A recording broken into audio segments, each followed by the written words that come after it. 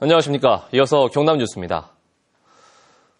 환경단체가 마산 해양신도시 서왕지구에 우리나라 최초가 될 인공갯벌을 만들자고 제안했는데요. 창원시가 사실상 이 제안을 거부하고 애초 계획대로 전체를 매립해 개발하기로 했습니다. 박상현 기자입니다.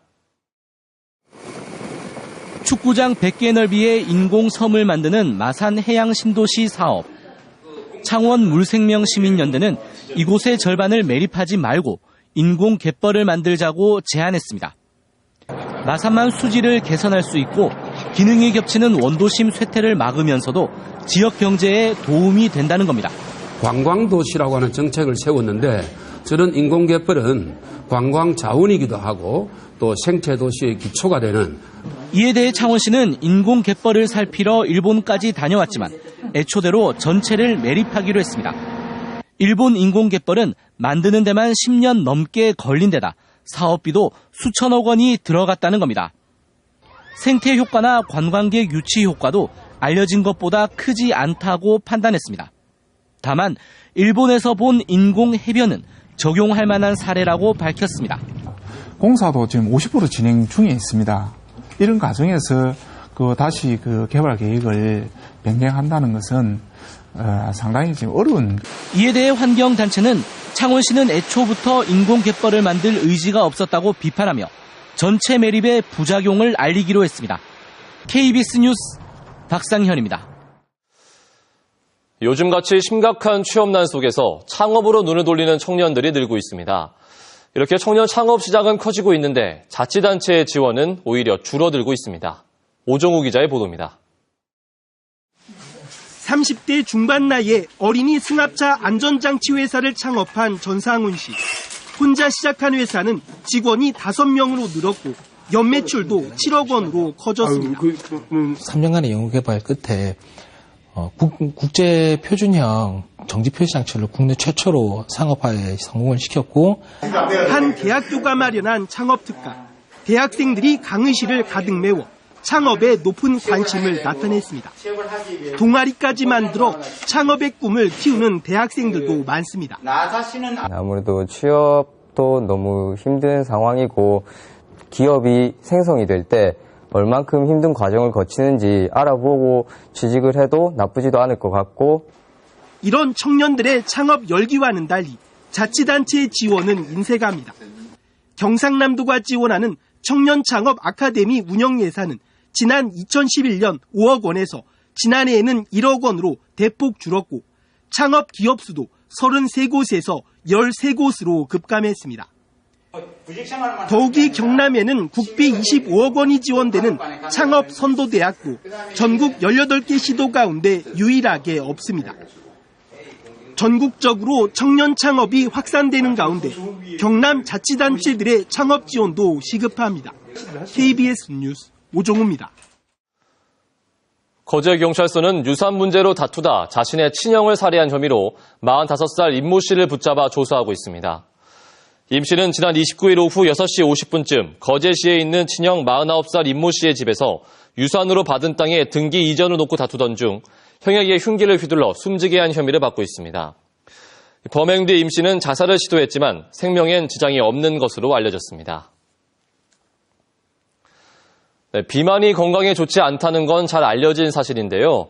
특히 남성과 달리 나이가 들수록 급격히 늘어나는 여성 비만은 무릎 건강까지 위협할 수 있습니다. 황현규 기자가 보도합니다. 60대 이 주부는 무릎 통증 때문에 제대로 걷지도 못해 병원을 찾았습니다. 24시간 통증이 있었어요. 그래서 잠을 잘 수가 없었고요. 이렇게 보행 자체가 불가능했어요. 검진 결과 무릎 주변 연골이 닳아 염증이 생기는 퇴행성 관절염 진단을 받았습니다. 이 주부처럼 퇴행성 관절염을 앓는 여성 환자는 2013년 기준 53만여 명으로 남성보다 2배 이상 많습니다.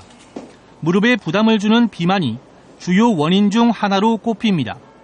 질병관리본부 조사 결과 남성과 달리 여성은 30대 이후부터 나이가 들수록 체질량 지수를 기준으로 한 비만율이 크게 증가합니다. 최근 한 달 동안 무릎 관절 질환으로 이 한방병원을 찾은 여성 환자 112명 중 60%도 과체중 이상인 것으로 나타났습니다. 체중이 많이 늘면은 무릎의 어떤 관절의 어떤 이 퇴행 속도를 가속화시키기 때문에 연골이 많이 닳게 되겠죠. 그런 경우에 어떤 퇴행성 관절염의 발생 빈도가 훨씬 높다고. 이 때문에 무릎 건강을 위해선 무엇보다 규칙적인 운동과 식습관 변화로 정상 체중을 유지하는 게 중요합니다. 또 평소 관절 주변 근육을 이완시키는 스트레칭을 꾸준히 해주면 통증을 줄일 수 있습니다. 벽을 짚고 한 손으로 발을 잡은 채 무릎을 굽혀준 뒤 다시 엉덩이 쪽으로 발을 끌어올려주는 자세를 반복하는 것도 좋은 방법입니다. KBS 뉴스 황현규입니다.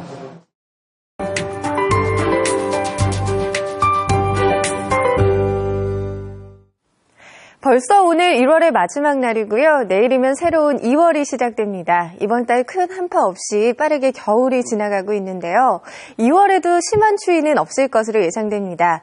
기상청이 발표한 2월 날씨 전망을 보시면 기온은 평년보다 높거나 비슷한 날이 많겠고요. 강수량도 평년과 비슷해서 많은 양의 비나 눈이 내리진 않겠습니다. 다음은 주말 날씨입니다. 이번 주말 내일 오전까지 춥습니다. 현재 창원은 영하 2.6도로 출발했고요. 여기에 찬바람 때문에 체감 온도가 영하 8도까지 떨어져 있습니다. 내일 아침에도 평년 기온을 조금 밑돌겠고요. 일요일 오후부터 기온이 점차 오르겠습니다. 다행히 이번 주말 하늘은 대체로 맑겠습니다. 현재 경남 지역은 구름 없이 맑은 모습을 보이고 있고요. 공기도 한층 깨끗해졌습니다. 오늘 동쪽 지역 하늘은 종일 맑겠지만 찬바람이 불며 춥겠습니다. 아침에 함안은 영하 8.3도, 의령은 영하 8도까지 뚝 떨어졌고요. 한낮 기온도 창원과 김해 각각 5도에 머물겠습니다. 서부 지역도 하늘은 내내 맑겠지만 기온은 어제보다 낮겠습니다. 현재 대부분 지역이 영하 5도 아래로 뚝 떨어졌고요. 거창과 함양은 낮 기온 3도에 머물 것으로 예상됩니다. 오늘 동해상에서는 물결이 최고 4m까지 매우 높게 일겠고요. 해상에서는 바람도 강하게 불겠습니다. 다음 주는 가끔 구름만 많겠습니다. 기온은 주 중반까지 평년과 비슷하거나 높겠고요. 후반으로 갈수록 조금 떨어지겠습니다. 기상정보였습니다. 창원시는 가포신항 민자부두가 지난 12일부터 운영을 시작한 데 이어 어제부터 화물을 처리하는 등 항만 업무를 시작했다고 밝혔습니다.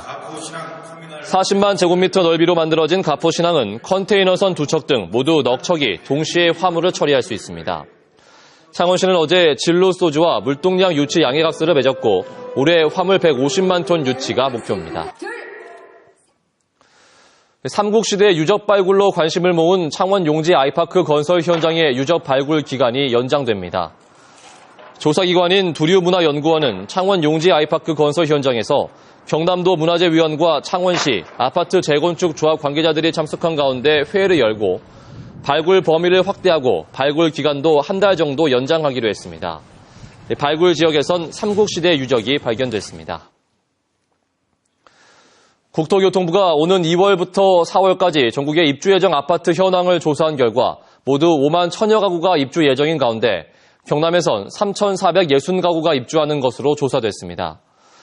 지역별로는 창원시 무동지구에서 1,085가구, 진주시 평거 4지구에서 1,308가구가 입주할 예정이며 주택 규모별로는 85제곱미터 이하 중소형 주택이 가장 많았습니다. 통영지역 섬에 해양재난 예방 시스템을 위한 CCTV가 설치됩니다. 통영시는 오는 2017년까지 도서지역을 6개 권역으로 나눠 모두 74곳에 CCTV를 설치할 계획입니다. 통영시는 이 시스템을 기존 통합관제센터, 통영연안해상교통관제센터 등과 연계해 해양재난이나 불법어업, 수산물 절도에도 신속하게 대처할 수 있다고 밝혔습니다. 창원시가 주정차 과태료를 비롯한 지방세 고액 체납을 해결하기 위해 체납 징수 기동팀을 운영합니다. 창원시는 이를 위해 지방세 체납 2천만 원, 과태료 등 세외 체납 500만 원이 넘는 고액 체납자의 재산을 조사해 호화 생활하는 사람은 집을 수색하거나 수사기관에 고발하기로 했습니다. 창원시에선 지난해 말까지 약 1,000억 원의 지방세와 과태료가 체납됐고 올해 600억 원 이상 걷어들일 계획입니다. 국토교통부가 올해 1월 1일 기준 전국의 표준 단독주택 18만 9,919가구에 대한 공시가격을 산정해 고시한 내용을 보면 경남 지역 상승률은 5.87%로 전국 광역지방자치단체 가운데 울산시와 세종시에 이어 세 번째로 높았습니다. 이는 진주 혁신도시와 거제와 창원 보금자리 주택 건설 등 택지 개발 사업에 따른 인근 지역 단독주택 가격 상승 때문으로 분석됩니다. 국민안전처는 어린이 놀이시설 안전관리법에 따라 설치 검사를 받지 않았거나 불합격한 전국의 놀이터 1,696곳을 폐쇄했다고 밝혔으며 이 가운데 경남에선 82곳이 이용이 금지된 것으로 나타났습니다. KBS 뉴스를 마칩니다. 고맙습니다.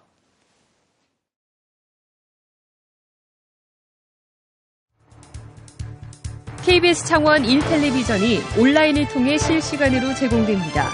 KBS 창원 홈페이지를 통해 볼 수 있고 모바일 앱인 플레이어 K를 통해서도 볼 수 있습니다. 다시 보기 서비스도 창원 홈페이지와 KBS 뉴스 앱, 유튜브에서 제공되고 있습니다. 시청자 여러분의 많은 관심 바랍니다.